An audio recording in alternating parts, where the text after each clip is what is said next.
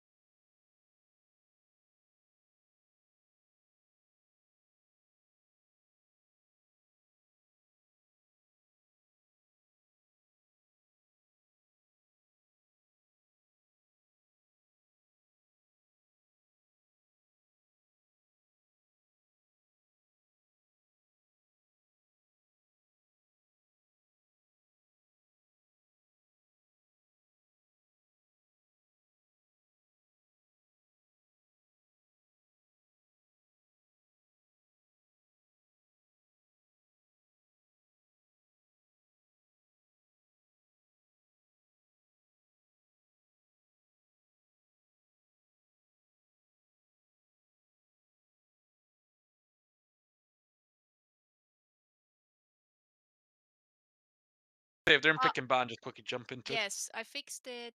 You're live now. Yay. Wee, then I will leave you to it. Good luck, guys. No, thank you. Thank you.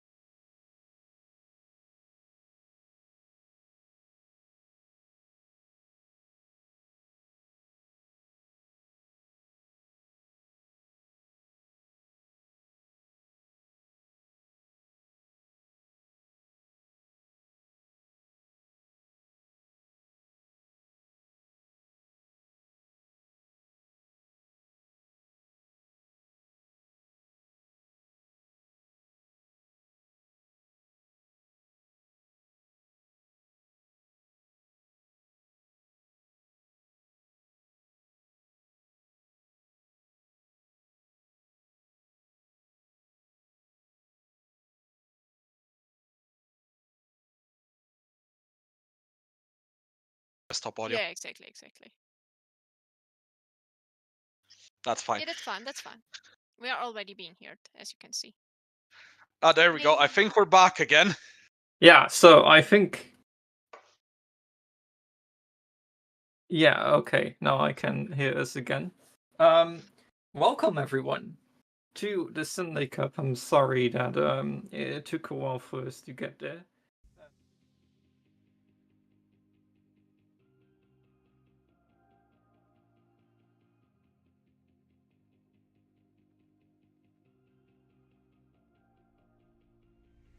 Quick, just add existing, and you can add on. Oh, we're good anyway. Apologies again. Something's come up. Yeah.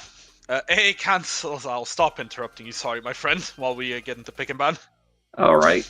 So as we're looking into the first bans, we see Jarvan, Tristana, Kiana, Zac, Samira, and the Jacks already banned out, with a first pick going for the Thresh, being answered with Illusion, probably.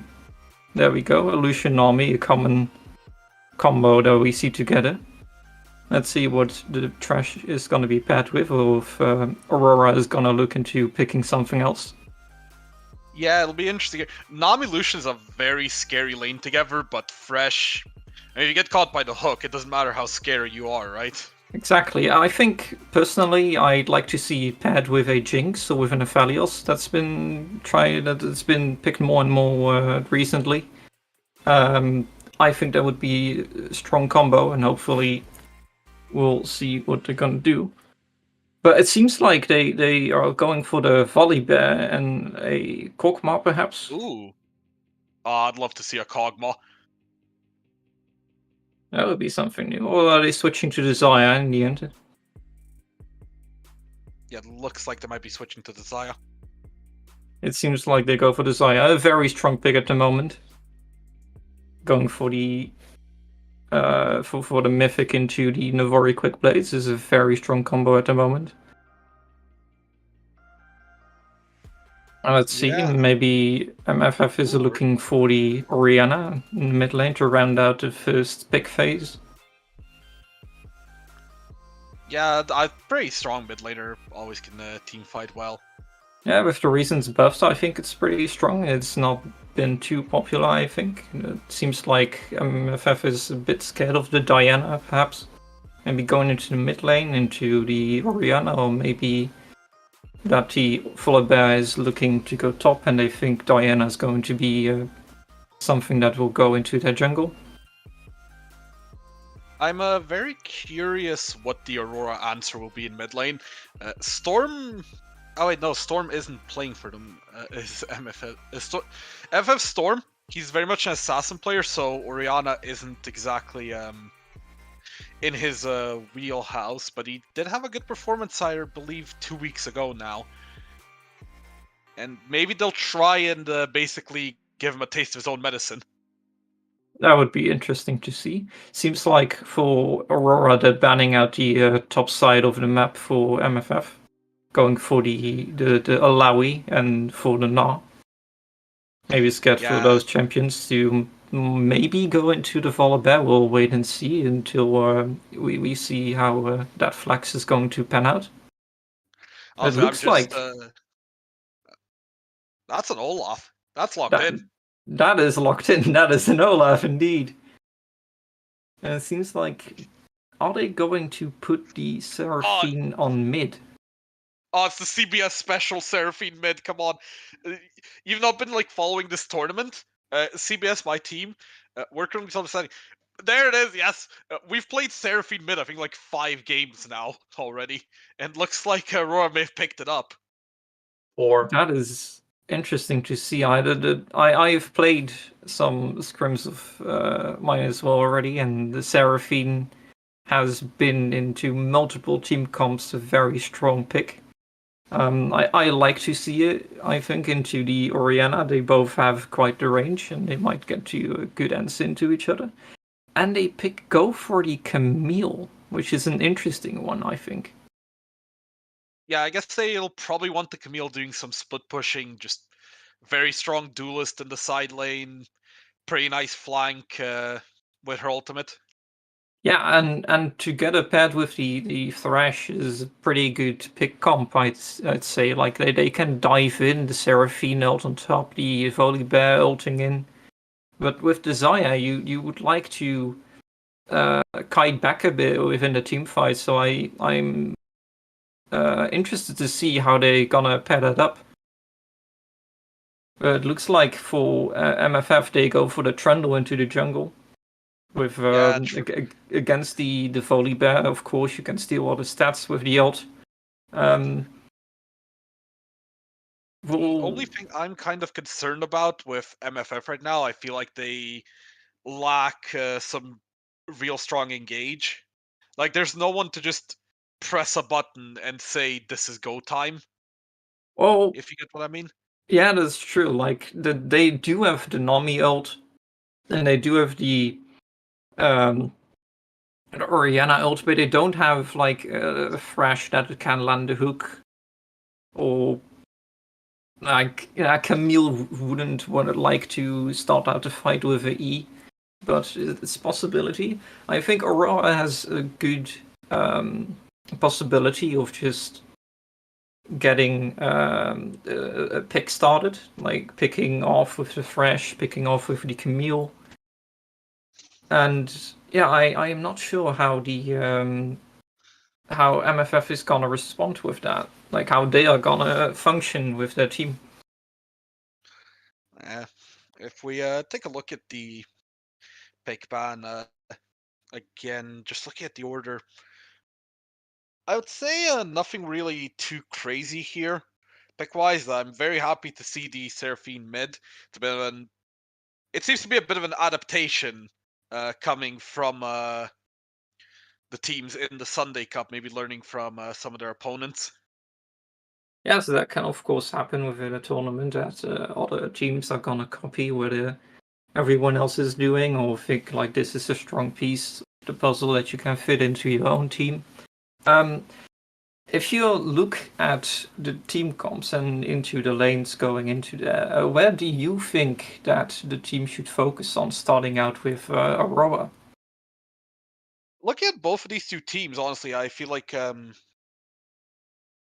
bot lane might be the way to go. Yeah.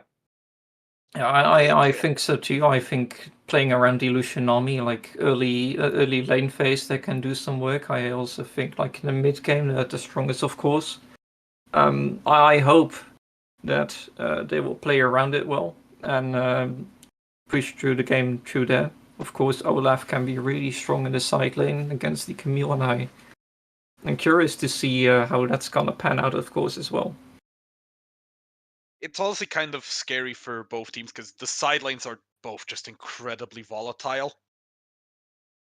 Yeah, so And I of course, yeah, that's I agree with you. I think it's gonna be important to see how these junglers play around their lanes. mid lane, mid lane is kind of getting ignored here, but at the end of the day, I feel like it's Seraphine Orianna. It's gonna be a farm battle. I don't see either of them doing that much in the early game. Yeah, I think in mid lane is just gonna be just clear the waves, get some poke down. I'm not expecting to see a lot of bloodshed there, but maybe we're a bit of caster cursing it right now.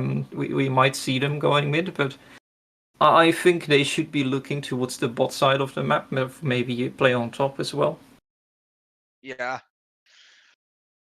Good luck to either of these two junglers at the end of the day. Yeah, the junglers are gonna have a really, really busy this game. And we'll see how that's gonna play out for them. Let's see, I think we should be loading into Summoner's Rift about now. I don't see so far anything on the rune pages which is really outstanding or anything. Yeah, I was looking at the runes. Nothing really too crazy that stood out there that I'd call out. Camille is going for the grasp into the Olaf for the better laning and a bit more damage in there. I think the Thresh going for the glacial instead of the aftershock. I think I think I see it a lot more now that it's going for Glacial instead of the Aftershock for a bit more CC in there. I think it works And the very well. and of course the damage reduction on top of that is just very nice. Yeah, that's true. Let's see. Trindle going for the lethal tempo for the more dueling power against the Volibear as well. Alright, I think we are loaded in. Oh, I think we might be having a I slight think bug, we so still have to switch on the stream. Oh, yeah, we do need to switch on the stream. But I was going to say, I think we may need to quickly restart League as something messed up on the loading. Oh yeah, But that doesn't look right now. yeah. Everyone here is used to the LEC, I'm sure, so delays are nothing major. Delays are quite common these days. Hopefully it will play out well. And this is the only issues right now that we will have. I hope so, honestly. But I believe we should be getting back into the game soon. Yeah, we are back in load screen right now for the viewers at home.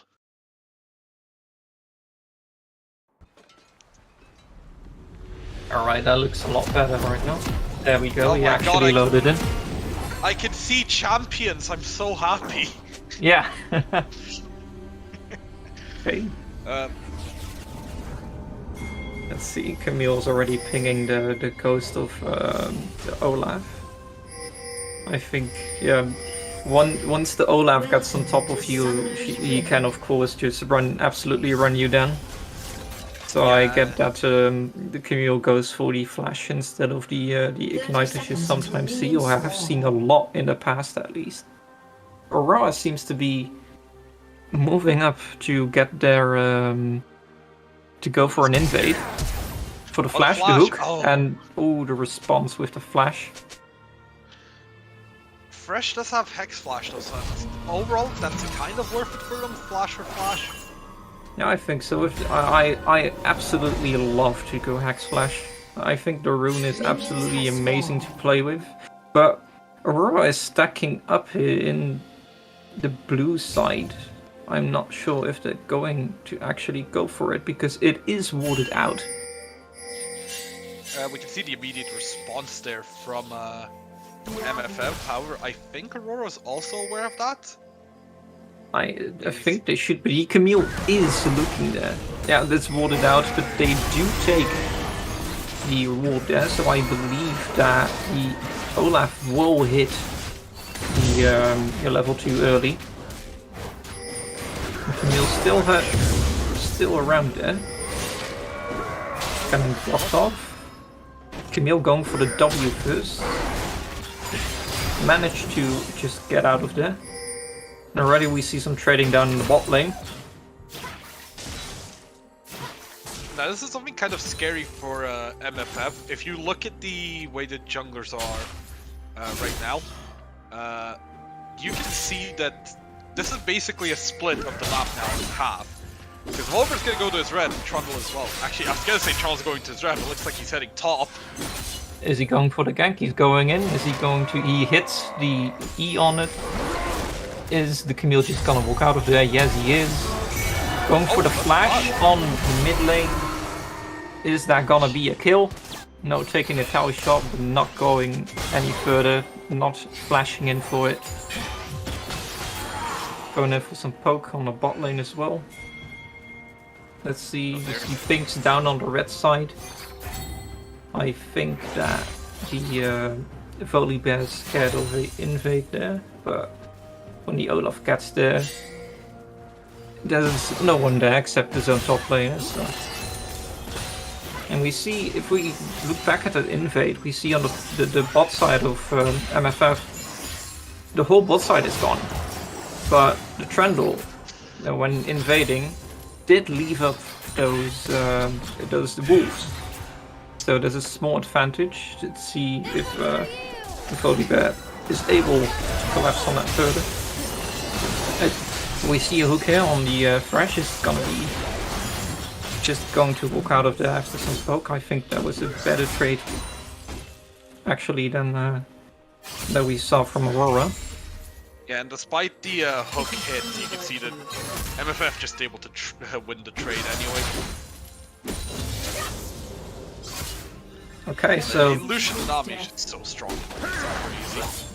yeah, and it has been hit with a couple of nerfs so far, but I think it's still quite popular just how the interaction works of those two champions together. The top lane is trading back and forth with each other.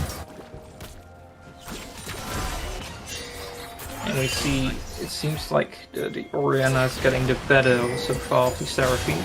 It does look like for a bot gank, and the Thresh is gonna get missed, a little hit with the Q. The Thresh is barely getting out of there, the Lucian as well. Is it gonna be a kill? No, it is not.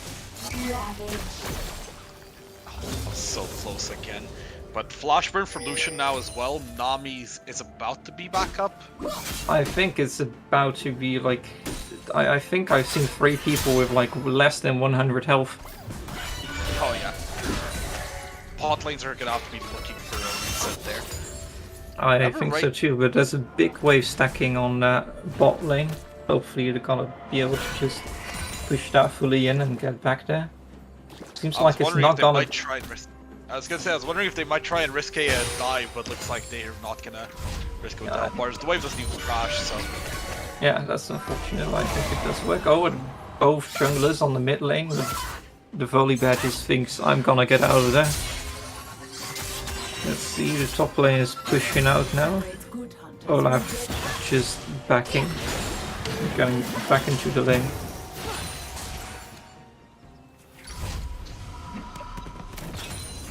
So looking at the CS numbers right now, small advantages being built up for MFF. We see 16 CS-ish up, let's say about 2 waves up for Orianna. The Lucian also up about 2 waves, however he hasn't backed yet, so I think this will get equalized soon, somewhat. Yeah, I think like in the bot lane that's quite the advantage already, in the mid lane as well. The jungle seems quite even, top lane as well. Nice little yeah, flank. the Lucian still has to go for the back, of course, and we'll see what they're gonna get out of it. They're gonna push in the wave right now. We'll see how much the Xayah is gonna be able to get out of that. Seems like that's a wave of about like 11 minions maybe. I think she'll be about, like, yeah, 10-ish behind Olaf trading. The Olaf is going for it. Scary. Is he gonna be able to get a solo kill out of it? Be close. Yeah, that's the first blood. Going for the flash, going for the undertow, getting the kill on the Camille. Yeah, something that helps Olaf a lot in this lane. Camille obviously gets the like nice little shield from her passive. However, his E is true damage, so he can just ignore that shield and still deal a ton. Yeah, that's true, because the shield with Camille is based off the primary damage source of the champion, of course. Yeah, exactly. So she gets a physical damage shield, but Olaf presses E and laughs at it. Yeah. Really smart. I think the it seems like with the Orianna versus the Seraphine that they both have range, but the Orianna seems to be just way easier about it with landing the Qs constantly. Oh, I just noticed that's Aurora's just taking great. I haven't even noticed they were storing it up until just now. Yeah, it seems like they have to push, they can take the Drake, and the volley bear goes back to farming. But it seems like Eternal is going to look for a gank.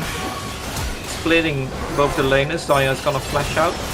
I don't think there's some miracle. Oh my god. Two flashes blown and they're gonna get out again. Let's see if the Olaf is better luck for the Camille. I think that's a second solo kill. Yeah, outskills are there by standing still and right clicking. Yeah. All memes aside, yeah, Olaf right now is just gonna be a lot stronger than Camille in the early game. Yeah, I think so too. The Camille does have the Sheen, which is gonna give a lot of power, but that's a quite big CS lead now. The Aurora jungler is gonna be spotted out on entering his own jungle again. While Yeah, bot lane is taking some place.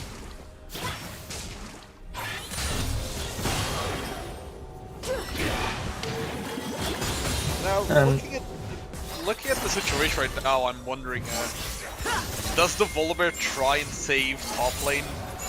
Because Camille Olaf, even if you get her ahead, I don't know if the Camille is able to really challenge him for a while. Yeah, I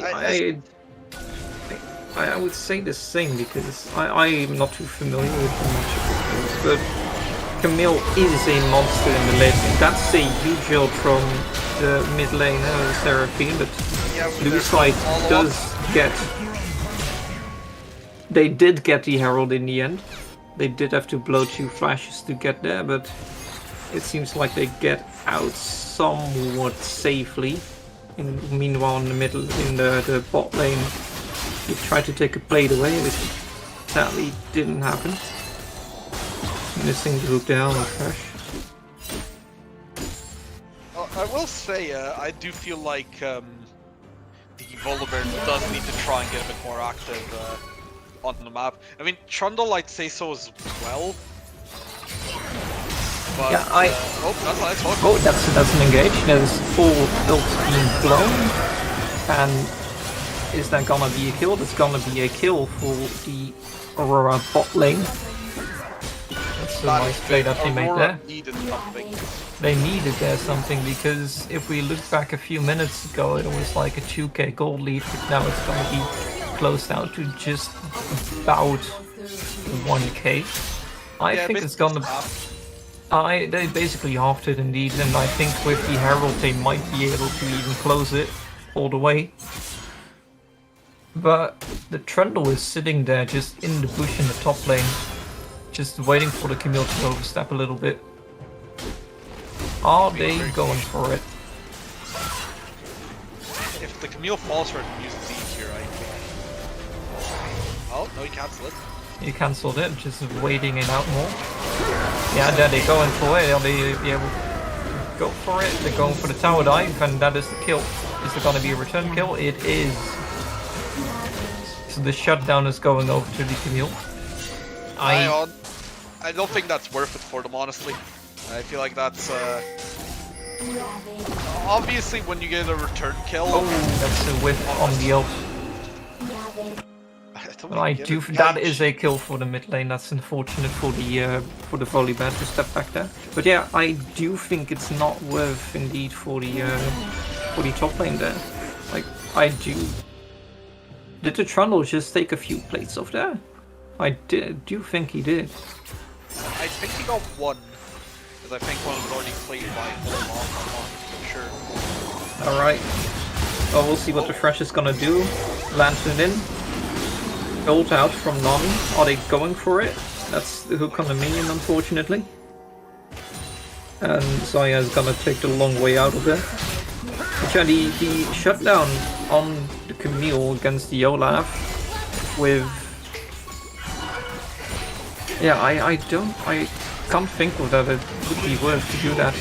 Meanwhile, the Lucian is going hard on the Zaya, getting the kill. Are they going to be able to kill the... Whoa, that's unfortunate. With the smite on the kill, chasing down the Nami. Are they gonna do it? No, they get persuaded by the Trundle to not step further. The Trundle even flashing there to put down the pillar. That was it. I don't know if that was necessary, but it got her out. They got her out, and that's what matters. Maybe scared that the Volibear did still have the flash there. Meanwhile, top lane is going to get run down again, but not seen to be a kill there. Volibear is gonna get caught up. Yeah, Nami picking up that kill has been sad, but obviously it still works fairly well. It still works fairly well. I think that's 2 just going over, which is still quite the amount of gold. And again we see they're just going for the dragon indeed. Yeah. We again still see that the Orianna is just able to keep the Seraphine down constantly. probably having the Prio. MFF taking Drake here. It will be a Turn. Cloud Soul. So, not the strongest soul, but honestly, in this game it can be quite powerful. I think I can see this work with the Olaf and the Trundle just running at you. The Olaf just ulting and ghosting, right, running at your backline at Desire. I don't think she's gonna enjoy that a lot. And for the Trundle, you just press W and you just run at them. Oh, it's not gonna be pretty if MFF are able to get the Soul this game. But it is still 1-1, so Soul is a while off. It's gonna take a while. Lucian going for the ult there. Oh, and on the mid lane is also things happening. Lucian going for the dive in maybe, thinking about it. Taking some tower shots, but nothing happening there. On the mid lane it also seems like nothing really happening there. Trundle meanwhile taking out some controllable storm. Camille going for the mid lane, going for the kill. Gets the kill, gets out. Meanwhile, That's nice for her. that is really well nice for him. Both side lanes being pushed in for the red side. Blue team's turret has been destroyed. And Oh, that's first break. that is first turret for the Olaf. Naughty Trundle is pushing out the mid lane. Not being able to get that last one. Or ping towards top. I mean, they're trying to look for the gold. I don't think it's gonna lead to much. And the Olaf just stepping into the jungle. Like you take the tower this early and you can just run in the jungle, see what you can get. Have to be careful though, as the Seraphine was in that jungle, so they chose to not go further there. But they do seem to go for the Herald, it seems like. Pinging it out. Lucian and Zaya seems to... I think they are persuaded to not continue there. But yeah, the Herald is just gonna reset and that's gonna be it. Both bot lane is returning to the lane, then Nami does go back to bot lane, but meanwhile the Thresh is going to look for maybe a collapse onto the mid lane. And Oriana's just gonna face rush out of there. Yeah, just the casual like 800 move speed out. Yeah. Face rush is really handy for to just get out of there. Meanwhile they are still around with the Herald, it seems. They took the Herald, I just saw it. And the Thresh. I wonder where they seem to gonna get a 5 gold. Oh, that's a lot of damage. And is that gonna be a kill? And it is gonna be a kill, but not for the one we think it was gonna be. Nami does take down the Zaya, but it goes down to the Volibear with the minion taking the last credit for it.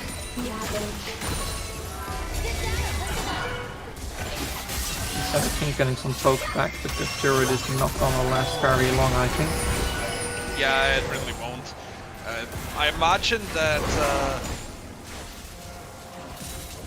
I think the Oriana we're gonna can see just... MFF just group up and take that mid tower. Oh, the Thresh is going in. Is it going to manage to... Oh, it's gonna be extended. No, the ult misses. The Volibear does go in. The flash from the Thresh pulls them back into their own turret, which is a bit unfortunate. The Oriana with a huge ult. The Lucian going in, killing the Seraphine. Are they out now? Is it gonna continue? No, it's gonna continue. The pressure still. The Camille goes in, but it seems like now the fight is finally over. And meanwhile, the Zaya is just chilling out against the Olaf. Kind of going to the side. So currently, MFF are quite a bit stronger than Aurora. There's the mid tower down, like I said earlier. The Imperial Mandate's out there for the Nami, the Gale Force for the Lucian. Luden's complete on the Oriana.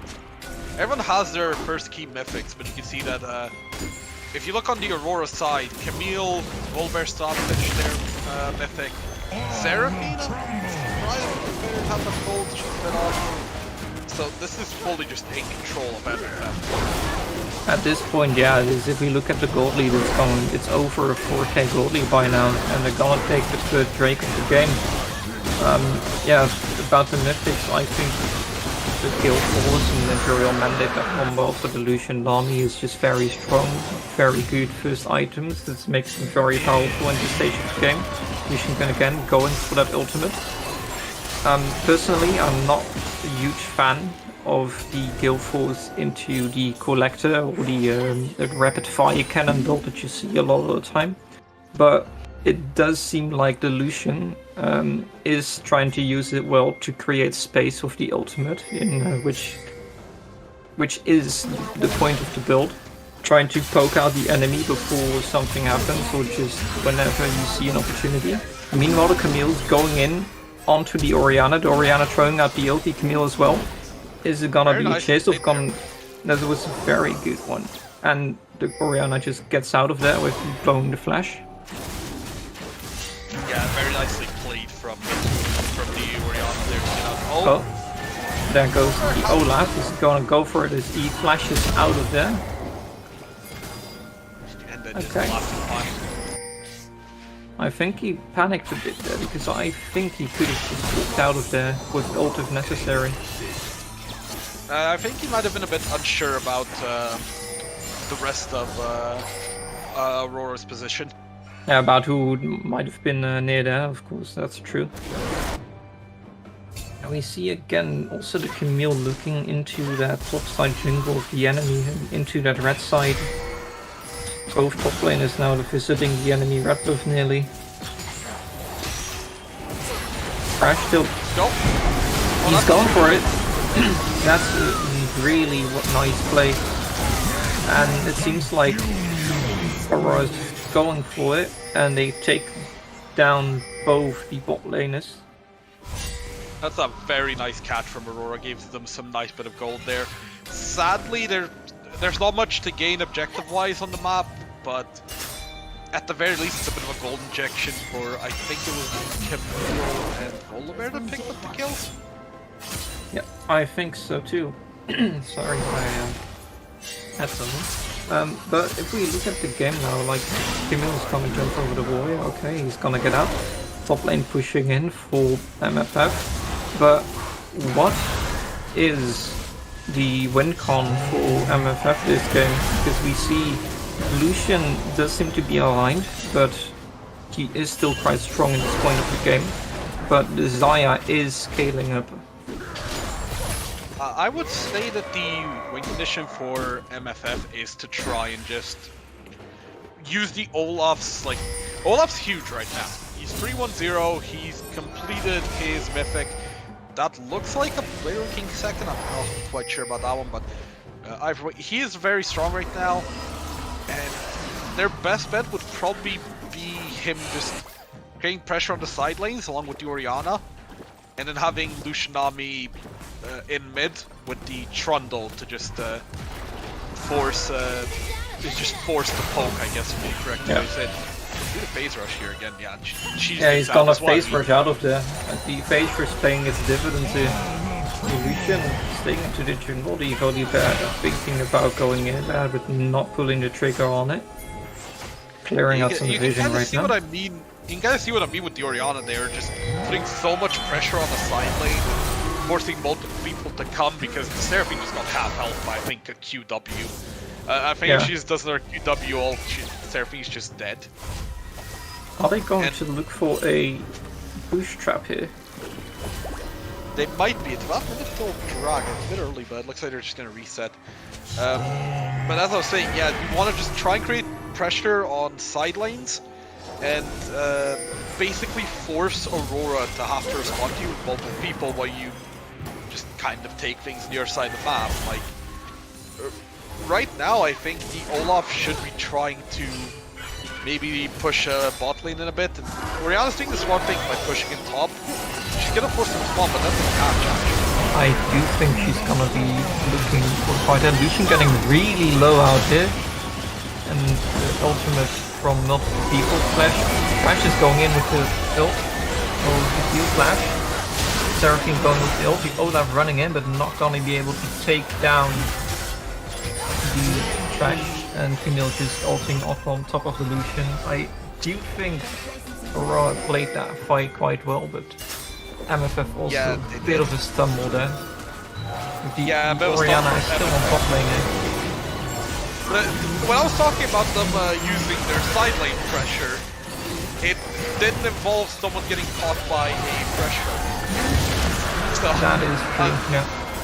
I also think it's a bit of a mistake. The Orianna just never TP'd. I don't know if there was like a lack of wards to go on to or anything, but you need her to start TPing in, because then at least you can try and turn the fight. But by the time, so basically you can see the Fresh was just able to walk up casually and land another hook and keep the fight going. Yeah, exactly. I do think that was a bit of a stumble there from MFF. Like the push from the Orianna with the TP was a really smart idea to try and pull somebody away. I do think it was a bit too late that the wave wasn't pushed in far enough, or that Aurora just didn't care enough to even respond to it. They do lose out on a tier 2 tower on the top side, and they do take the second dragon for them. And this probably eliminates Soul overall as a win condition this game. Well, it depends on how late we're going. It's 25 minutes right now, and I think if I look at the items, the Lucian seems to be going for a rapid fire cannon next instead of the Collector.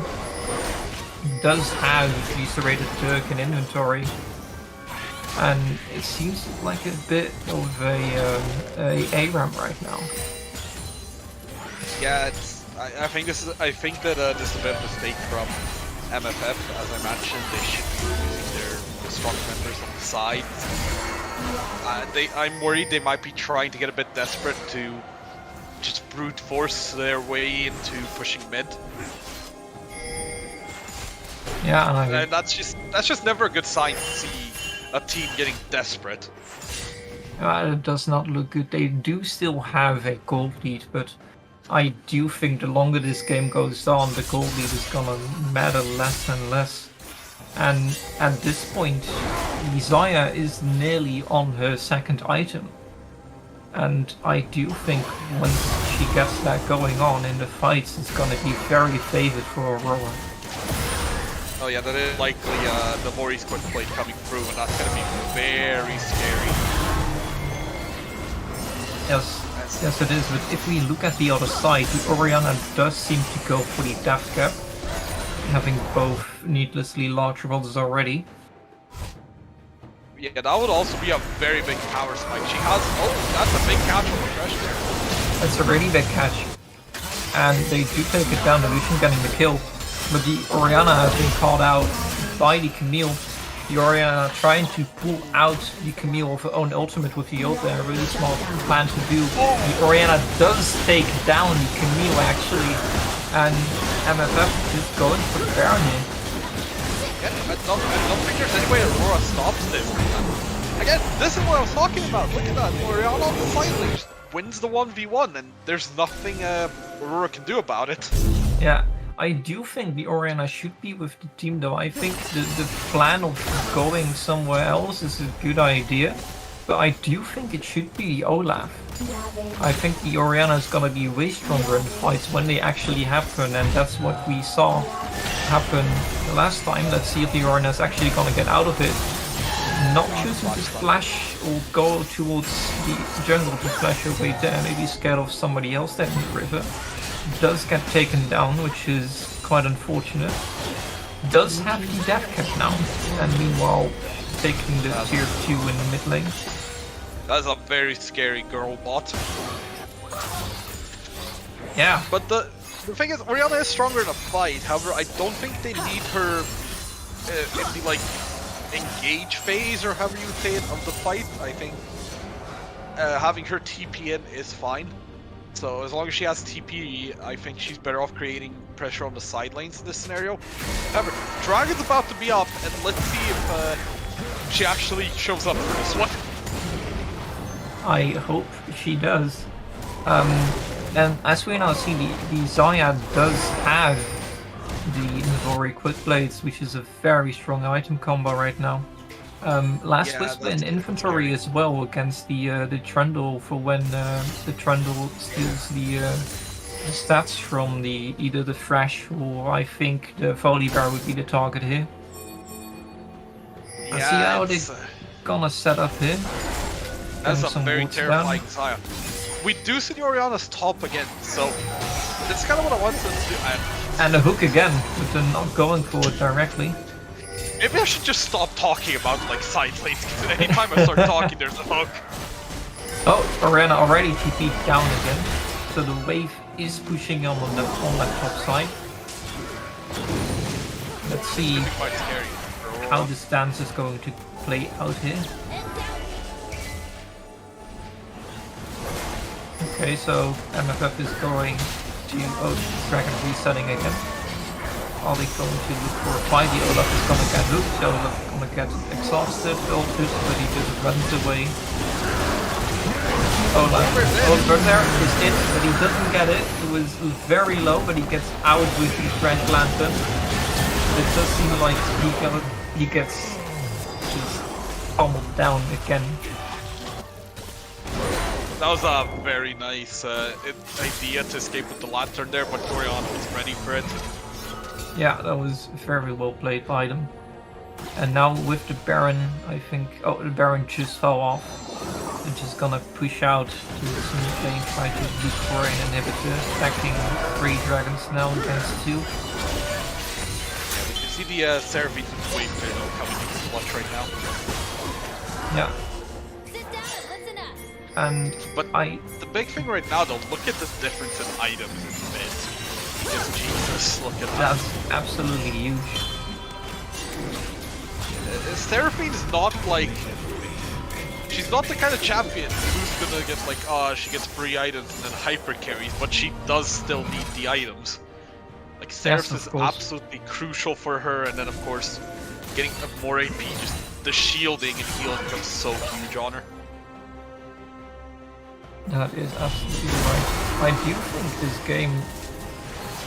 Aurora should be still in it. It's, well, the gold lead does have grown again, but I think if they manage to hold on a bit longer, maybe they are ready for next Drake when hopefully the Saya has a 3rd item.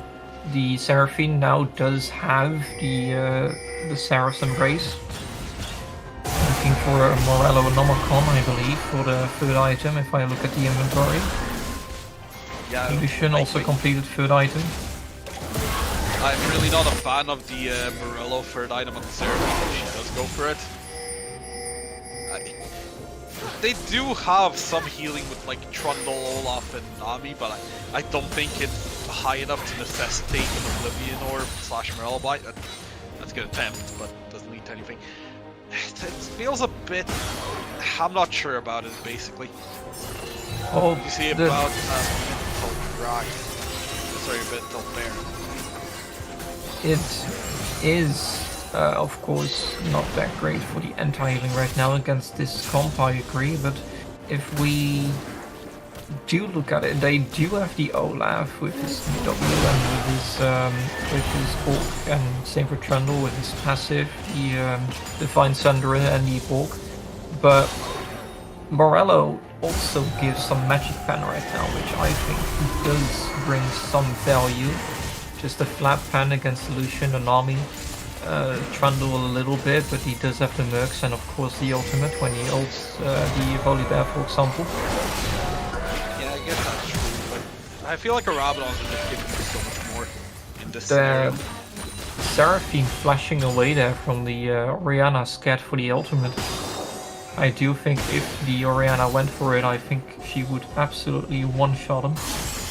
Oh yeah, at this point I don't think anyone can survive an Orianna or anything else.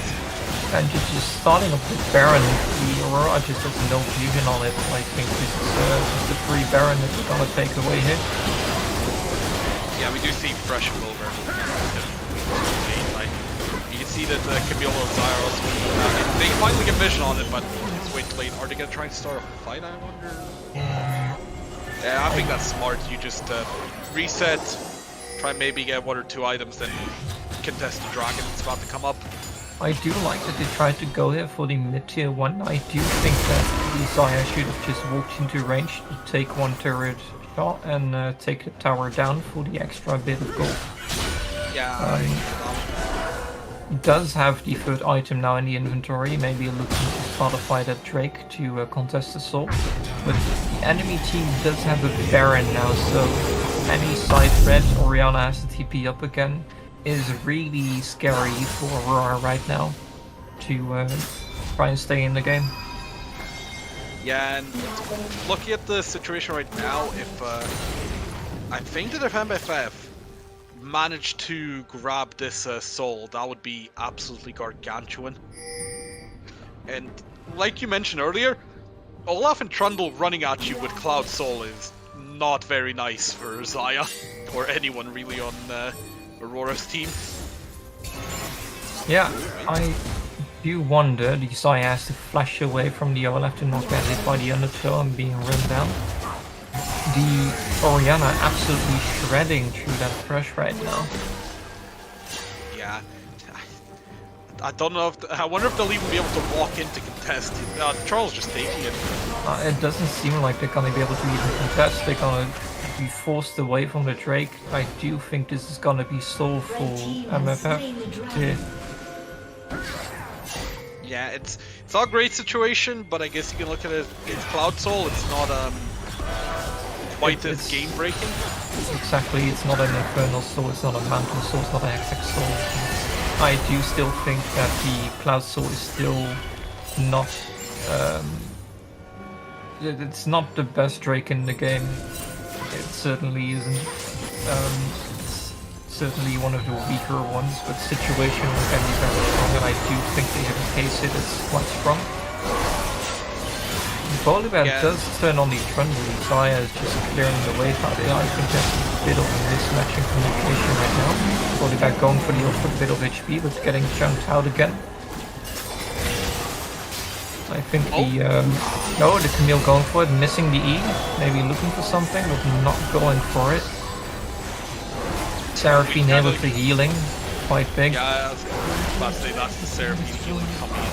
This is what I mean. I say she should have more pressure. You're just dead on the side there from Orianna. And there you go. that's just gonna be the Q and he's dead. Yeah, I do think the healing does work. That's a good item right now. The Rylai Sapphire, the Rylai. And let's see if it's gonna happen. That's Xayah gonna be down with the ultimate. That is going to be a huge Seraphine ult, but I do think it is too late. The Olaf flashing and going Oh my god, running down. Seraphine. That's gonna be triple kill for the Seraphine, but is gonna be enough. Shut down. That is just gonna be a kill. The Orianna getting executed by the fountain. Olaf healing up again. Is it gonna be a chase down? I don't think it is. I do think it's gonna be protect the inhibitor on the bot side. Olaf is gonna take away the bot camps here, the red, and maybe also the reps and the crows if he sees them. But yeah, Aurora does survive, but how far are they going to get in this game? Are they gonna be able to turn it back? What do you think? I technically, I mean, the game isn't over until the Nexus explodes, obviously. However, at the point we're at right now, I think that MFF are ahead enough that they should just be able to close this out. There's a lot of scary things on the side of Aurora with the Seraphine now having Rylai, so here you will always root. The Xayah has finished Lord Dominic's Regard and she's getting towards a Phantom Dancer. Probably not too far off of it. However, when you look at the other side, it's gonna be a tough one for them to really come back from. Volibear in a bit of trouble right now. Let's see if he's gonna be able to get out. Does seem like the Olaf is gonna be blocked off by his own Trundle. Volibear is really smart in how he tries to get away from this, but I don't think he's gonna be able to. gonna be able to try to Q, maybe get there, but he doesn't make it. He gets slowed by the Strike Breaker and he gets taken down. Quite smart of him to save the ultimate there, because even if he uses it, he's dead there, so he's hoping that he can respawn in time to get the thunder off. He could try to jump over the wall, but I'm not sure if it's gonna be enough. The Lucian just taking down the Zaya with his ult there, really strong with the build that he has here. Also, the team is just falling apart for Aurora. It does seem like this is going to be the game. Seraphine trying to run away from everyone, but it does seem like he's get taken down. Nexus is full, open Nexus. I do think this is going to be the game.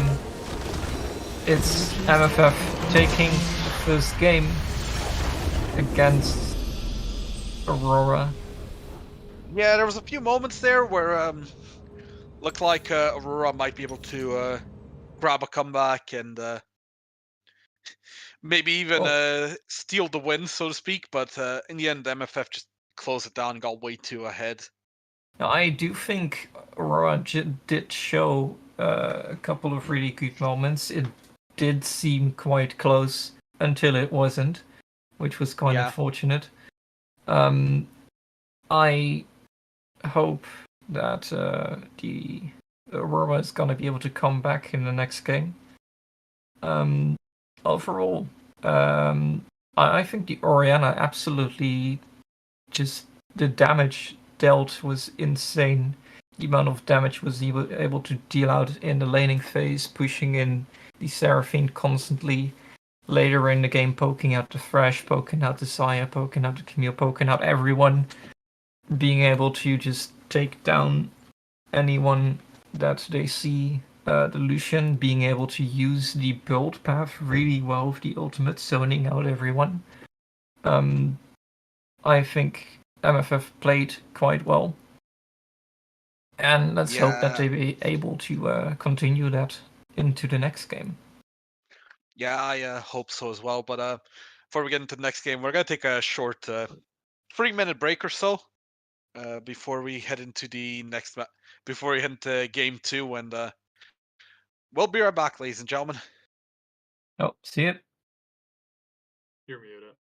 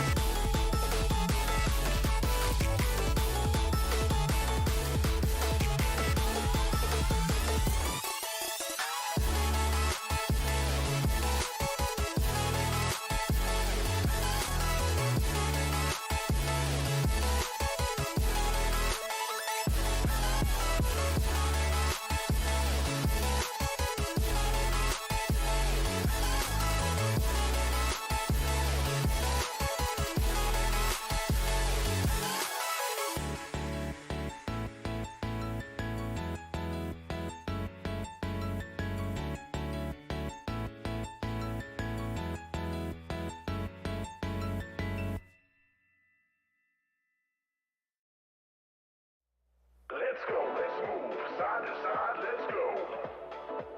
Let's go, let's move side to side, let's go. Let's go, let's move side to side, let's go. Let's go, let's move side to side, let's go. Let's go!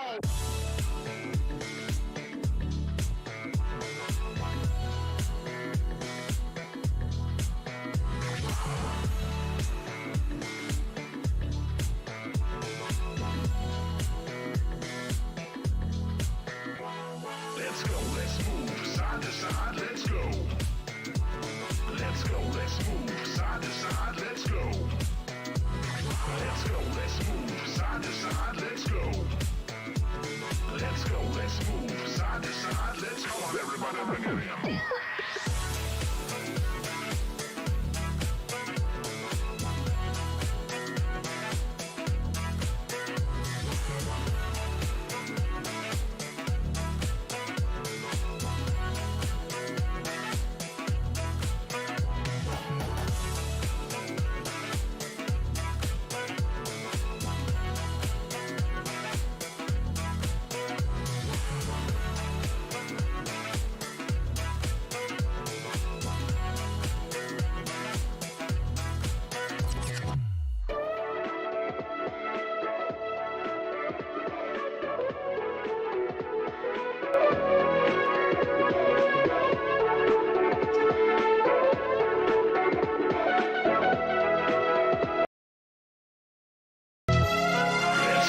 Welcome back, ladies and gentlemen. After studying game one, looks like we're getting a side swap. Aurora heading towards red side. Something cooked up here. Maybe they saw like a counter pick in one lane, maybe in or something along those lines. I'm joined here still by AA Castles. Hi there. What do you think about, do you think Aurora going red side may help them? Well, Or do I you think that it's just trying something new? I think it's good to just mix it up as well, but I do think the red side with the last pick is the stronger side of the map right now, especially when you can organize your comps in the style that you can do within the cup. I do think Aurora can of course come back out of this game. I do think they had really good points in the last game. Unfortunately that wasn't enough to get out the win. I'm wondering, Apmokame visas išlaidas, taršos mokestį ir privalomąjį draudimą. Neįtikėtina. Apsilankyk kauto.lt the assassin ir player, but the lauto.lt. arena was looking quite good. Yeah, it looked fantastic in game one, honestly. Probably MVP performance, I think we could say. He really shined quite brightly there. Now, the question here is, where do you think they use the counter pick on red side? Do you think they just drop it in mid? Well, they did blind the. I do believe they did blind the Oriana last time, wasn't it? No, I believe Seraphine was picked before, but I'd have to double check. But I do think that for the top lane, it would be better to leave the counter pick there. Then you can make, as we already saw, that the Olaf went really well into the Camille. I do think that if you can get something similar going there, that playing through the top side could give a lot of power. Yeah, of course. I just double checked. You were correct. It was the Oriana was blind pick. She was picked on third on red side, and the Seraphine then was the fourth pick on blue side. Now we talked about Aurora trying to adapt, but what would you say MFF could maybe change. Well, I do think that the comps worked out quite well. Maybe I think the bot lane might also quite well. Maybe they could change it up a little bit there. But I do think the Lucian army is still just a really strong combo. And maybe they can just run back to it, but I haven't seen anything that I was really thinking about that would need to be changed. Of course, if the top side is going to be different from Aurora, I do think the Trundle is going to be a lot weaker. So maybe in the jungle it's going to change up a little bit. Yes, looking at it right now, we are getting MFF Visor. He's going to be in the jungle for MFF as we're getting into champ select right now. He's actually there, I guess. I would say starting jungler. He's actually played all 5 roles of in the Sunday Cup. The jungler they had to use game 1 was an emergency substitute. All right, and already we're going into the ban phase. Fizz as the standard player, I guess. Then the Jax still being a ban, but Aurora coming already out with banning out the Orianna. Good to see some changes in there. The Samira still being banned out also here as well. Let's see if Aurora's gonna ban out more from last game. Seems like they're gonna keep with the Jarvan here. Yeah, we're having some issues with the pick and ban UI for some reason. That is quite odd. We're gonna have to just tell the We're people. gonna just have to narrate everything. Blue side bans out the Aurelia here, and it seems like the Thresh is gonna be out as well. Picked it last game themselves and banning it out now. Let's see what they're going to first pick for MFF.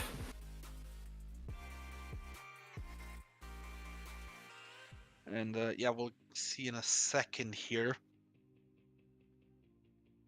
I wonder if they'll try and... Oh, that's a Lee Sin! They're going Oh, for boy. the Lee Sin first pick. Interesting. Let's see if the Aurora has the answer into it. Probably, if they're able to play it, maybe a Rek'Sai to answer, which is a really good answer into the Lee Sin. Being able to knock him up before the Q actually lands. They're going for the Rakan, maybe. I think it should be paired with Desire, but they're going for the Diana first. So maybe they're baiting MFF to pick Desire and maybe looking for something else. Diana was banned last game, I believe, so maybe there's some scouting done here, and Aurora actually have been practicing this down. Rakan Diana could be a pretty scary combo, actually, if you think about it. Yeah, and they do pick the Desire and the Kiana. The Kiana was banned out last game. The Diana was also banned out last game. Yeah, this is what I mean. Storm's main champion by far is Kiana. I believe he's like 70 games on her, and then his next most played in ranked is about 20. Yeah, that is a lot. I do think they're going for the MFF maybe. I do think that is a quite good combo with Rakan as well, just dropping over the ultimate, over the Rakan charms and the W. Yeah, it looks like Aurora's plan right now is just a lot of AoE. Yeah, and just a really big team fight composition. Banning out the Olaf, trying to split up a bit more on the champ pool that was played last game. Yeah, the Olaf did do some nice work early game. The Vex ban coming out. Let's Gonna see. be interesting. Let's see what they're going to go for. The banning The out Lowy the banned again. Lowy again. So I do think we're gonna see something new from the top side as well. And the support, I don't think pairing an army with Isaiah is gonna be that strong at the moment. As the Lucian army No, combo is quite specific for those champions. Oh, Nico? That is a Nico. Are we going to see a Nico here? That would I'm be very curious about interesting. that one. Yeah, that is a That Nico is locked a in. Nico locked. Okay, interesting. We're gonna see some new things from Aurora, going for heavy team fighting and heavy AoE here. Yeah, the Nico's a very surprising pick. I'm not gonna lie. Yeah, we don't see it a lot at all, I think. But the Diana and the Nico, it is both heavy on the AP, so I hope to see a AD top laner here. And Morgana gonna be locked in as support for the MFF. Pairing with the Saya, the Black Shield is gonna be very useful against the Nico, against the Rakan. And MFF does seem to run it. They're picking the Trundle, so I think this Trundle is going to be a top laner. Yeah, that's Trundle top lane is an interesting one. Or it could be a Flex or Lee Sin to the top lane. That would be even more crazier to see, but let's see We're what they're back to gonna. 2 years ago. Let's go. Lee Sin top, baby. I have seen Ugh. it more recently as well, but it's gonna be a special one. Set Oh, it's a being locked set in pick. last. Okay. That's an interesting one. I guess just try and get some lane power. For those of you who, since I know the stream still can't see it, it looks like right now MFF's comp is looking like Trundle top, Lee Sin jungle, Kiana mid, Zaya and Morgana bot lane. While the comp from Aurora seems to be Set in the top lane, Diana in the jungle, Nico mid, and Misfortune Rakan in the bot lane. Yeah, so both team compositions do have a lot of power. On one side, we have the Aurora team comp, which is really heavy on the team fighting. Hopefully, they are able to take advantage of that within the team fights. The Trundle does have a really good target in the set. I also think like the Lee Sin and the Kiana do have a lot of playmaking. So we're gonna have to see if the team composition of Aurora with the team fighting is gonna work out against the. Yeah, this is gonna be a bit more of a skirmish composition from MFF. Yeah. Yeah, so looking at the two teams overall, do you, after what you've seen in game one so far and now the draft for game two, who would you say has the edge going into game two itself? Do you think that MFF has the mental edge because of game one? Do you think that maybe Aurora may have found an answer? What do you think? Well, I was thinking about saying like you saying that Storm has played a lot of Kiana has me quite hyped up to see what he's able to do on a champion. But then I was thinking, there is a Nico, there is a Set, there is a Rakan.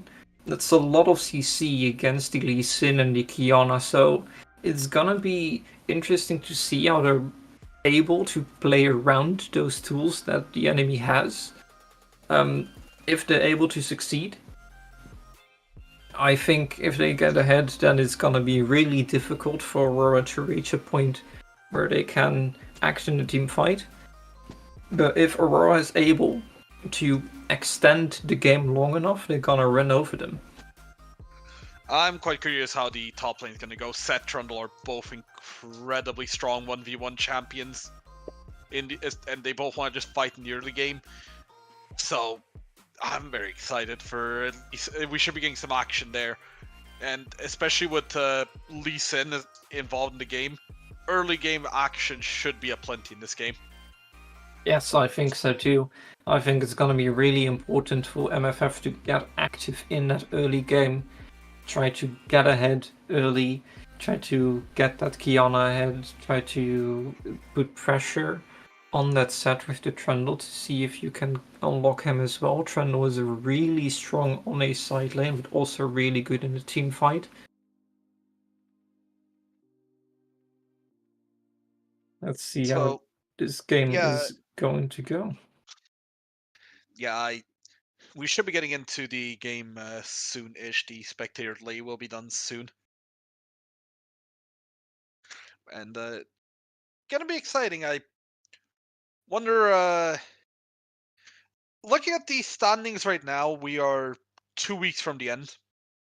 So we should be talking about, we should probably talk about this a bit as well. After game week 7, MFF were sitting at a 2-5 record, while Aurora were sitting at a 3-4. Both teams do sadly find themselves in the bottom half. However, obviously you want to end it on a high. Aurora, if they'd be able to turn this around, they would go to 4-4, which would be, which would, I mean, it wouldn't really put them in like championship contention anymore, but it would be able to give them a big chance to boost themselves very highly up the table, while MFF would be able to essentially create a bit of a distance from the bottom two for themselves, and I'm sure that's playing on their mind here as well. Yes, Now, I do you think so too. Yeah. So I think right now, I don't think both teams still have a chance to get the championship, but I do think you're gonna try and get every win that you can to just get that mental edge going into the next split when they're playing, to get a bit more confidence to face all the other teams again. Welcome to Yeah, Summer's it's Rift. gonna be exciting. Yeah, for those of you who don't know, the next split is going to be starting on the 10th of April. So if anyone here wishes to join a team that they haven't joined yet, they can just go ahead and sign up on the Discord. As I believe, Cancels, you're actually joining the league next split with your team called the Krusty Crew. Am I correct? Yes, it's true. We're gonna join. We have already played 2 scrims before here. And those have been going quite well. Minions have spawned. I'm not gonna say against who we played yet, but we'll see that when we get there. We do have a few games standing coming up, I think, but I don't think that they're gonna be streamed as they overlap with some games from the upper teams right now. Yeah, we hope one day you will be on stream, I'm sure, but I'm sure you can't contain your excitement. So but for now, let's get back into the game. I just want to give a bit of advertising as we see. Hey, look, it's Misfortune mid.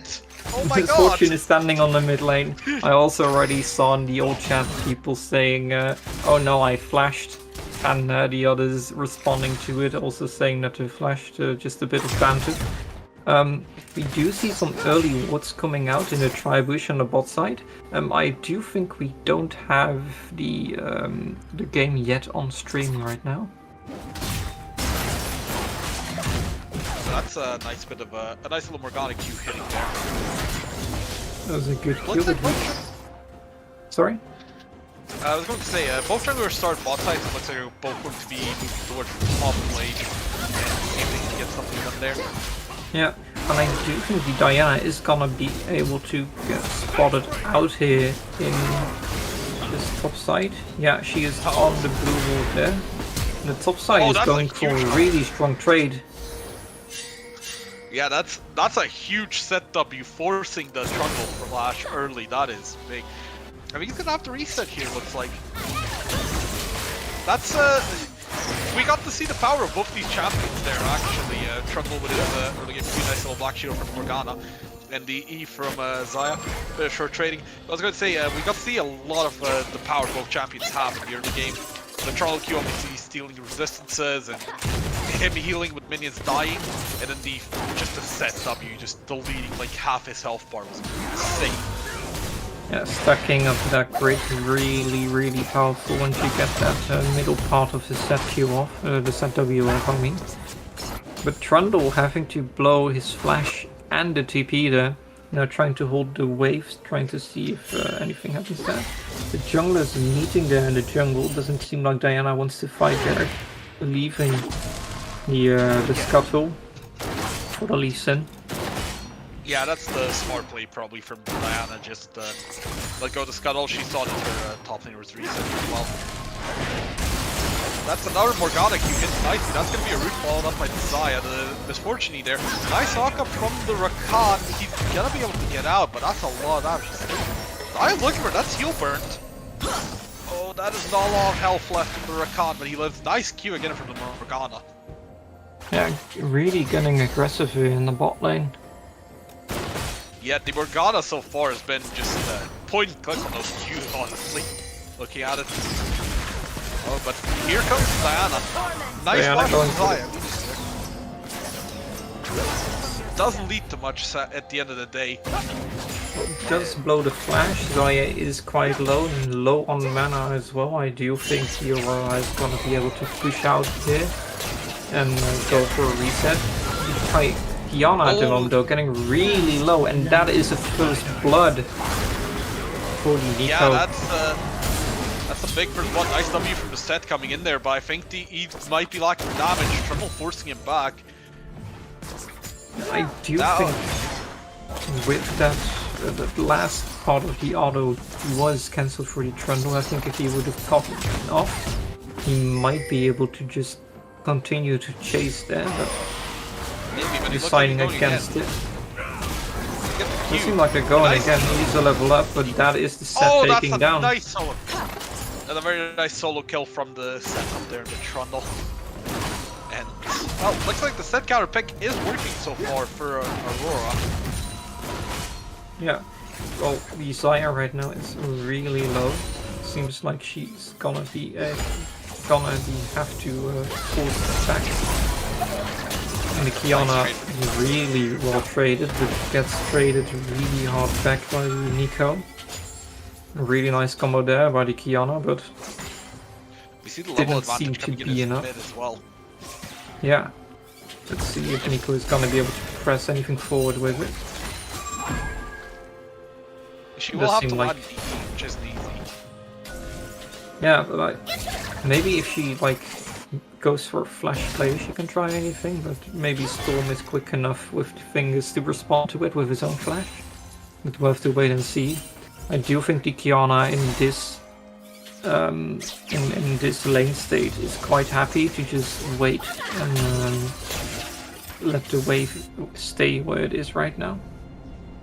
It does push it out though, so I do think it's a little bit more risky now.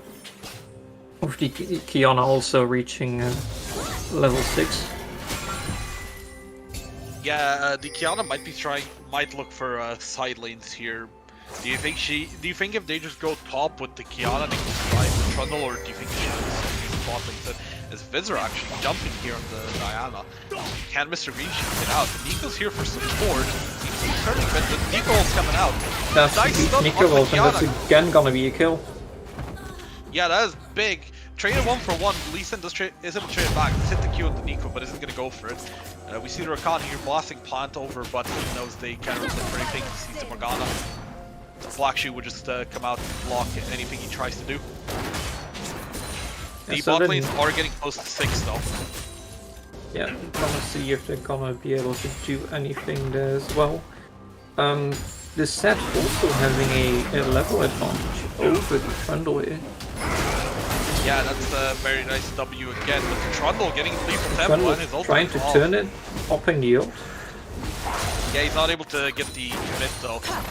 Oh, that could be quite bad for him. Because him with his ult, he's a lot squishier now and because a lot juicier of a target.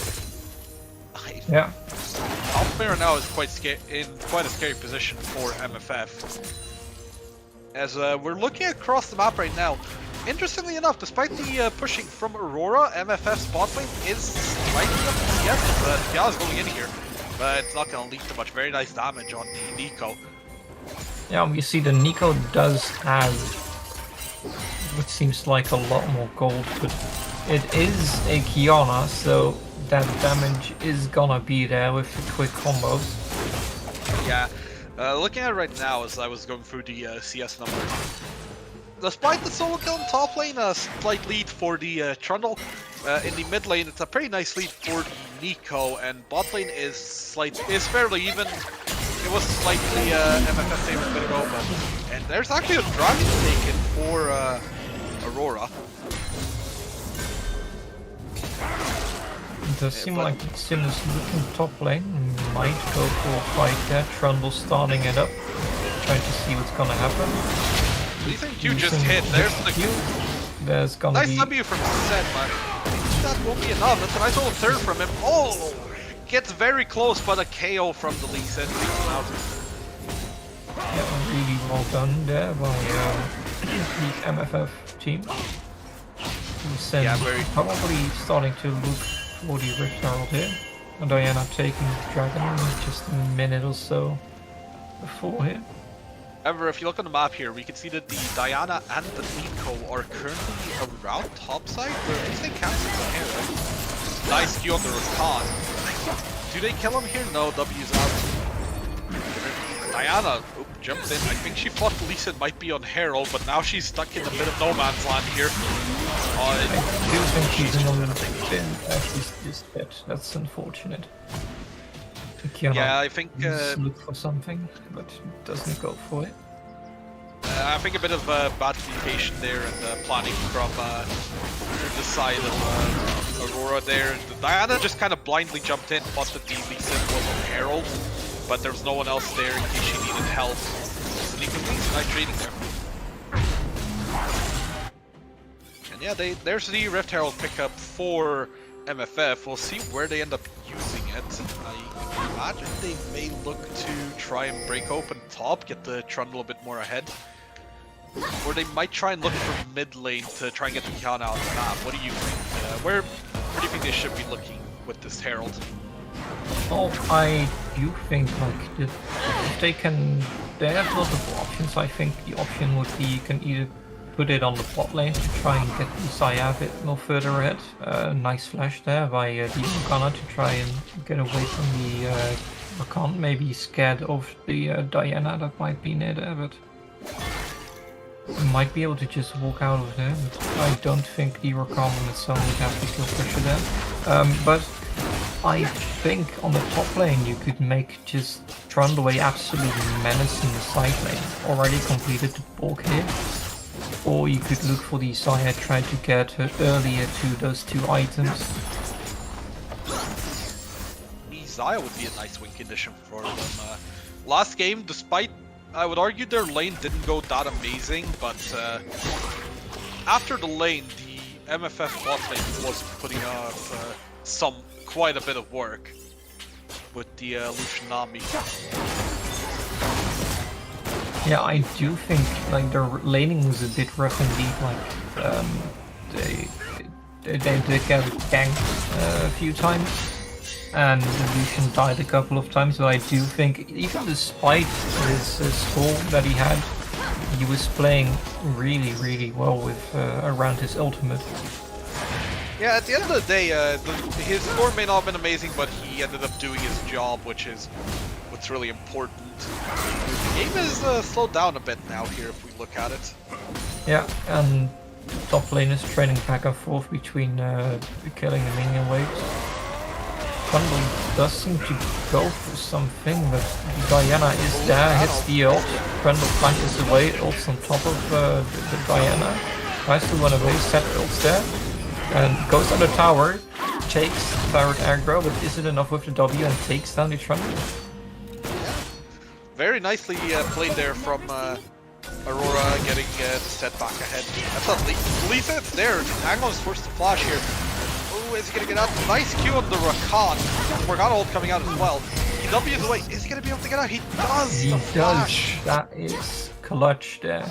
I do think the Rakan made a bit of a mistake there walking into that lane.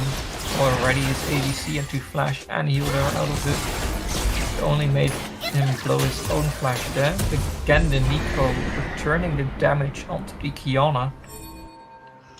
Honestly, it feels like we've seen this in the exact script in mid lane like I 3 or feel 4 like, times this game already. Yeah, it's a bit of a deja vu. It's just constantly happening in back and forth. Nico Kiana already jumps finished the Everfrost there. Yeah, that Everfrost is gonna be quite nice for the Nico and the dragon that's coming up soon. Yeah. Yeah, that one's going to be a very interesting fight because at this point, I would say, despite the like 2k gold lead for MFF, with Aurora's comp and items and everything, I think that the next fight should be very even. Yeah, if we look at the items, like especially against the mid laner and against the jungler, as Aurora takes the second dragon of the game, it's gonna be a mountain rift here. Nico does have the Everfrost, the Kiana still doesn't have her mythic or her first item yet. The Xayah also still stuck on the first components here, still not near, as we get a little bit of a fighter in the mid lane. Still not, I think a few hundred gold off of her mythic, going for the early tier 2 Berserk Freeze here.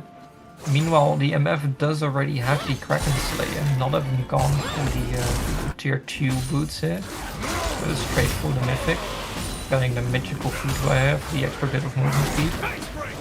Yeah. As the top lane is again going back and forth. Very nice trading from the set there at this point. Set out a really well trade there indeed. Oh, I that's think, Lee Sin. oh, that's a ballsy play for the Lee Sin. Pulling it back under the turret, still going for it. Lee Sin barely getting out of there and taking down the set from Thunder. Really well done there. Honestly, I'm curious what that Lee Sin itself was there, because it could not have been high. As we see that MFF now just grouping up in mid, trying to take down that tower as well.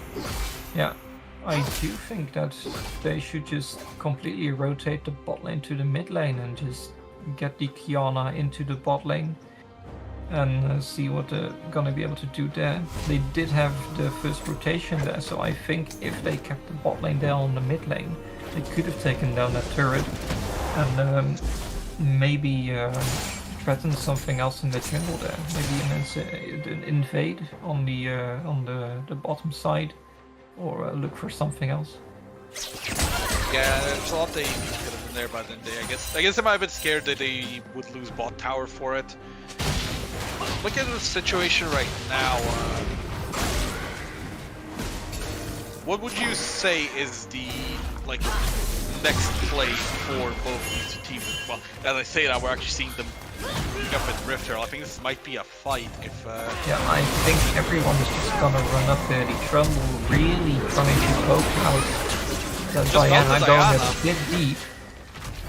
Yeah, that is Trundle ult...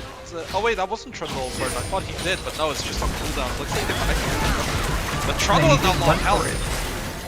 This Fortune ult is very early though. Yeah. That's true, but Diana did lose a flash.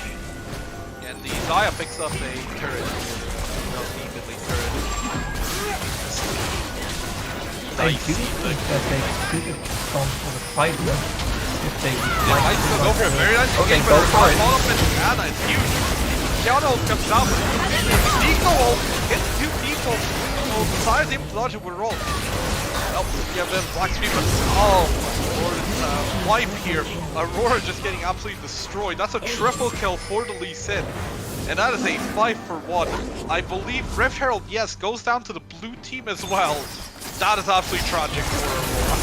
That was really tragic. I think that was a really scrappy fight that they get into. They even get the Rift Herald down, and I think they should be looking to drop it down when the next dragon is coming up soon, to get the pressure into the lane.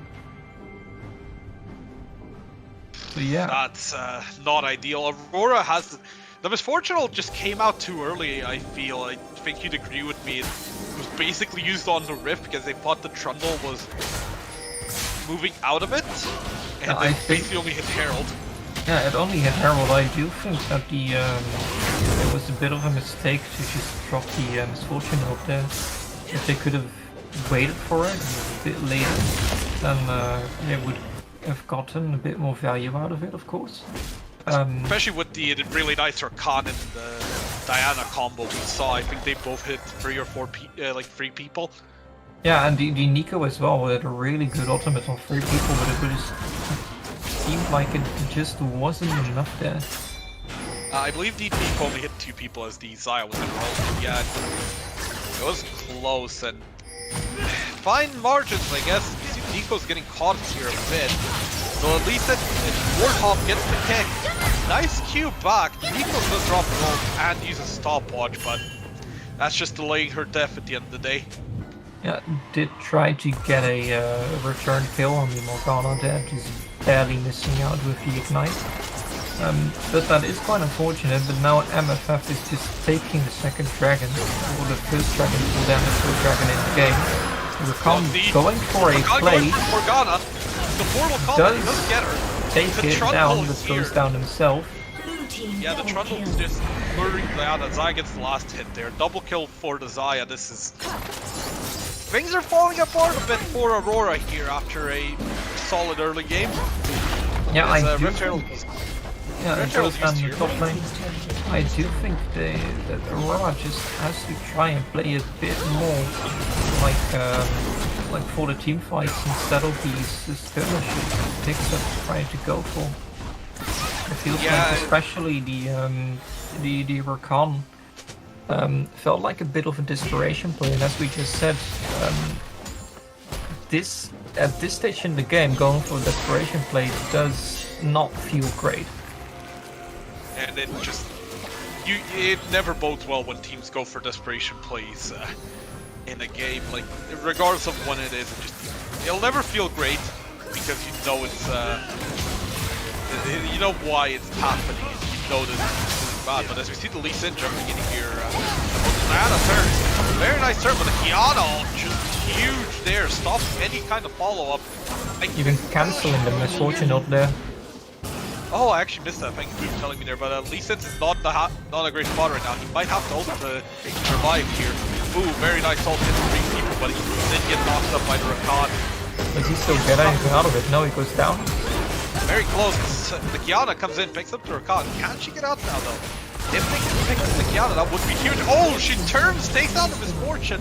The set does pick her up, but it's end of the day, it's a 2-for-1. Well, 2-for-2 actually, if you look at it like this. The Mule on the mid lane is Zion Morgana just pushing there. Very nice Morgana Q on the Morgana hitting. Nice Q. Ooh, boys, that needs to be loaded. Yeah, and again, it's just falling apart for them. MFF is winning around the map here.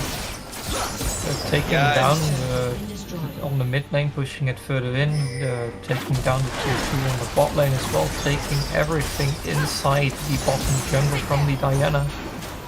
And the Xayah already has the Mythic and the Navori quick blades. Going to look at what she's gonna buy for a third item. I'd imagine a Phantom Dancer would be coming out for the Xayah. With the misfortune, that looks like a Lord Dom's, Lord Dominic's. How do you feel about that for the misfortune? Well, for the misfortune, I can see where she's coming from with the resistance, of course, with the Trundle. The Lee Sin is also planning a little bit tanky, but I don't think there's well, for herself the value is pretty good, and especially with like the how do you say it? Sorry? You're trying to what are you trying to exactly think about? Try and describe it a bit. I don't know, I was thinking about releasing Black Leaf and I just lost the trail of thought I was going for. Yes. What I wanted to say about the Lee Sin Black Leaver is that going for the Black Leaver, you shred their armor, and if you look at the team, you have the Xayah, you have the Trundle, you have the Kiana. That brings a lot of value. I do think the Black Leaver is absolutely a great item, especially around the team that is drafted here. Yes, we actually are also seeing a bit of a throwback, I guess. Sunfire Diana, actually. No longer a Mythic, so she can pair it with Rocket Belt. The Trouble actually going in here. Gets the Rakan ulted. The Diana, though, I think she's stuck here. Gets slowed by Lee Sin. Nice flop there. We'll get out. Yeah. Yeah, the Sunfire is a bit of a question for me because I don't remember ever seeing it since this new season. Yeah, it's an interesting one. I guess it might be something the player has tried out and gotten good success with it. It does get you a bit more tanky, and the thing with MFF is the team is still full AD. Yeah. The only magic that there is the Leandri's Morgana, but that's not going to be a ton of magic damage. Yeah. I do believe is Trundle's also not magic damage? It is, yes. I do force think, out here. oh, that's a really good ultimate taking down the Diana. But of course, Trundle, it's not gonna be enough to turn it into an AP champion. Really good ultimate by the Misfortune, but gets stuck away from the Nico taking down. Can the Lee Sin avenge his mid laner is the question. That he can. He takes down the Nico. And they will take the top inhibitor tower as well. Will they be able to take the top inhib? This feels very risky. There is Rakan and the Switch are alive, but I think they have to deal with her minions. This will be top inhib down as well. Yeah, the 2 inhibitors down for the side of Aurora. So from here on out, it's going to be quite difficult to shout the lanes and try to contest, especially for the Drake that's up now. The Sin already back, looking to go towards that Mountain Drake. Yeah, the sad part is Mountain Soul could have been huge for Aurora here, but alas, the Dragon stacking got stopped, and MFF are kind of in full control, and they're now reaping the benefits of Mountain Soul to pick up their second. I will note this: the Misfortune actually has Surrey Dirt, so it looks like a collector second, not a Lord Doms. Yeah, I saw that earlier before the fight started. It does seem like it's going to be that collector built into. I'm not sure how I feel about it, as it's been quite a heated debate already, but again...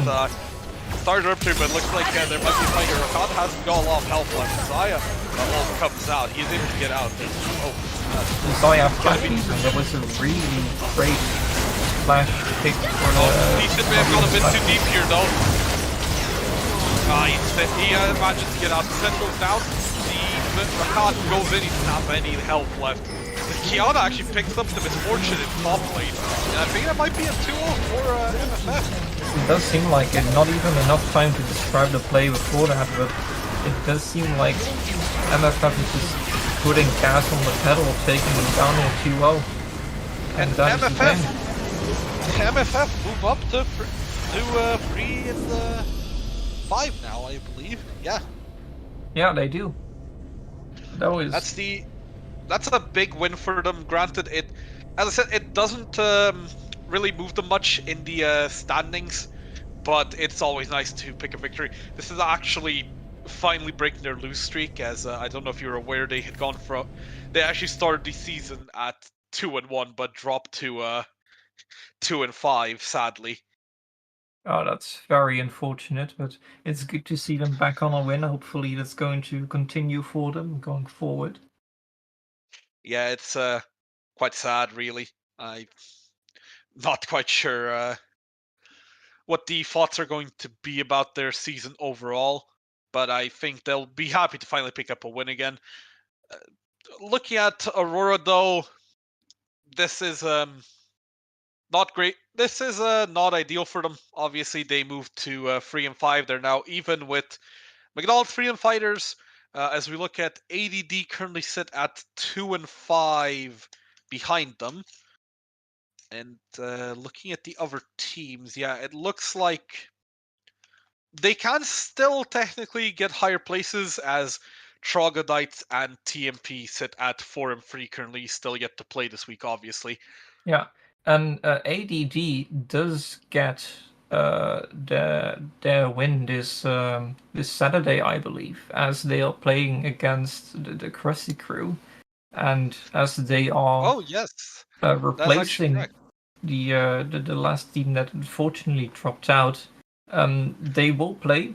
It will probably not be live, but if they are playing, it will be a free win for them. So that will bring them also up with ADD here.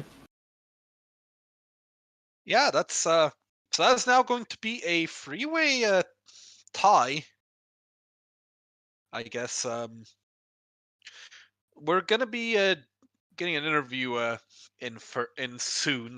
Looks like we'll be joined by Visor, the MFF jungler in Game 2. He wasn't here for Game 1, sadly. But let's see what he has to say about at least Game 2, if nothing else. Yeah. Yes, here he Hello. is. Visor, Yes. welcome to the stream. Finally, I can say congrats on the win for the first time since what, week 3? Week 3, yeah. Week 3 was our last win. Who was our last win against, actually? I'm trying to think. It has been a while, hasn't it? It has been a long time.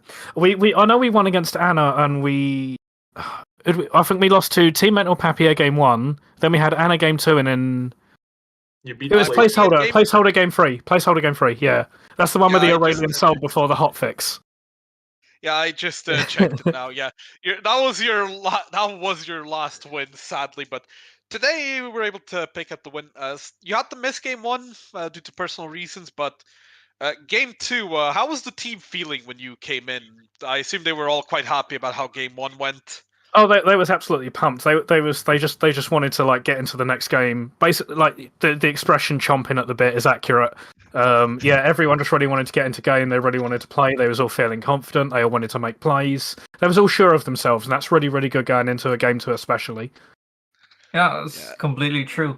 I was wondering, like, mid lane first wasn't looking that great in the early stages of the game, but after that Rift fight, seemed like it was completely turned. Going into that Rift fight, what were you guys talking about? We knew we could win the 5v5, even if sort of gold is even at that stage. I think Lee Sin, especially after the buffs right now, is just incredibly strong. I knew that we could outdamage them. We had a lot more easy to execute AoE in River because Kiana ult works in River. It basically sort of like acts as a ginormous AoE Kiana ult, so we knew we could take the fight. We was a bit unsure just because the Trundle got chunked early, but we were still confident going into it. And then the moment we saw Rakan go in, we knew we could pull the trigger and just go for the fight. We knew we could win it. Yeah, we was just sort of waiting for them. Yeah, very well executed upon it indeed. Lee Sin was really well played, really good kicks in the middle of the fighting. We're able to close it out really, really well. Yeah, thank you. I had a bit of a point to prove after I basically ran it last time I played Lee Sin. It was a bit of an ego draft for me. I mean, Lee Sin right now is really strong, and I think it's a really good pick in this game. It's also just a case of I can play Lee Sin, and I'll prove it. Yeah, I proved it. Somewhat prove it. Yeah, you did prove it indeed. Yeah. So now you're up with, as I've just said, I think with Aurora. it would be basically Aurora, ADD, and McDonald's Freedom Fighters are going to be tied at 3 and 5 at the end of this week. While looking at it, Troglodytes and TMP are currently sitting at 4 and 3, so they would be one game ahead of you. I'll admit I don't fully know the math if you can still get to top 4. Well, I'm not sure about tiebreakers. We play Troglodytes next game, I believe, and no, I just checked. You are playing support diff actually. Is support diff? No. Is it support diff and then? No, have we already played Troglodytes? We played support diff the last week. Yeah, as you just confirmed. Yeah, support diff is one that we haven't actually played yet. We're not actually like that scared of playing them because we have scrimmed them before, and we've also had like good scrim results playing other teams, and we were actually scrimming.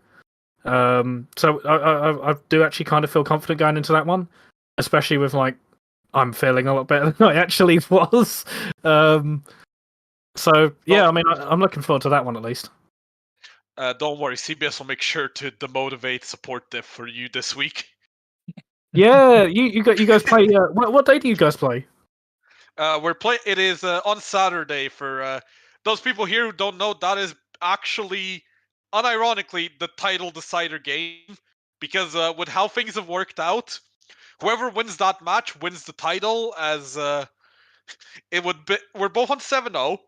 Whoever wins that goes to 8-0, meaning the worst they can do is 8-1, and the best the losing team can do is 8-1, which means the tiebreaker is head to head. So yeah, the Saturday game is actually the title decider. It is going to be a banger. That's for sure. We hope so, yeah. But back onto you guys, I'm sure there'll still be more said about Saturday soon. Overall, you're now you will be going to fight. Okay, I'll rephrase it. You're still able to fight for top 4, which I think most people will probably be happy with if you can make it. I don't know all the million different tiebreakers that would require. It would be required for you to get top 4, but it's probably doable. Look, I'm British. We love ties. Yeah. I'm sure someone will do all the different tiebreaker scenarios and figure out how every team can still somehow win the title if everyone gets disqualified or whatever. What do you think that where do you think would be a fair reflection and overall for you guys in the season? Do you think 4th place is what you deserve after everything you've seen, or do you think that maybe you should have aimed higher? Probably do you not, want- because we've been an incredibly volatile team in terms of we've either been. The majority of our games have either been we've absolutely stomped it from sort of the early game onwards, got a huge gold lead, closed it out, or we've been getting repeatedly picked. We've had communication breakdowns, and our games have just kind of fallen apart in a lot of them, in a lot of our losses. And I don't think it would be a fair reflection to say that we would deserve 4th, even if I think individual skill wise we can definitely be at the top of the ladder, but in terms of our actual team play, I think it has been pretty awful in a lot of our losses. And in that case, I don't think 4th would be a fair reflection. I'd probably put us around 6th or 5th, around abouts, as long as we don't absolutely break down as a team. And then obviously there's potential to go up from there. But based on our current level of play throughout the split, I don't think 4th is a fair reflection of us. I think that's an overestimation of our skill. Well, I mean, split 2 is always around the corner. Maybe some changes happen or something. And well, from what I know, you are actually talking about joining a new team, but I'm sure that MFF will stick together, and maybe things will improve now after a split of playing together. What about the question I have here is sort of my final question. I don't know if anyone else has any after this. What about overall your thoughts on the Sunday Cup now that it's 8 weeks down? You'll probably get to ask this again next week anyway, but so far after 8 weeks, what would you say are your overall thoughts? I mean, speaking for myself, I've absolutely loved it. In terms of amateur tournaments that I've been a part of, and also some semi-professional tournaments that I've been a part of, it's probably been the best run one. That includes even some minor university leagues. It is actually better run than that. I've had a lot more fun with it. And in terms of the actual community, including staff members and just the people that make up the community, it's been absolutely fantastic. So I've got nothing but praise. Well, ladies and gentlemen, you heard our unbiased person, because he's actually a part of the staff. He is technically unbiased.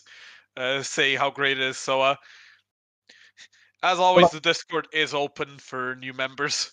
I'll put it this way. I've played in minor university leagues, and I've also coached in minor university leagues, and this is actually run better and is more fun to do. Well, good to know. I would like to say any of my other co-hosts here have any questions for you still, or I think we have rounded up around everything that I think at least we have talked about or should have talked about. Yeah, I think for this Saturday, 3 games will be played. Probably 1 or 2 might be streamed, depending on how quick the first series goes. First, we will have CBS against the SPD at 7 p.m. CET. And at 9 p.m. we have ADD versus CC. Depending on how the first series goes, that will depend if it's gonna be streamed or not. PhD will also play against Tro. That will not be streamed as the other series is the title decider. Yes, and we're currently waiting on a full confirmation for TMP versus Premium Esports Gaming, but I believe the current date is Monday. However, we are just waiting on the confirmation for that. But ladies and gentlemen, thank you for joining us today for another fun match day in the Sunday Cup. I've been Rabbit Panda, Mystic, Little Sparrow, whichever one you guys prefer. I've been joined by A Cancels. Yeah. I had a lot of fun today. Had some great games. Hopefully next time as well. Yeah. Shout out to Lipsy Cat for helping us with production. He had to step in somewhat last minute. And finally, Visor, thank you for joining us for the interview. And that's going to be a goodbye from everyone here at the Sunday Cup. And we will see you Saturday for more exciting action. He can play Lee Sin!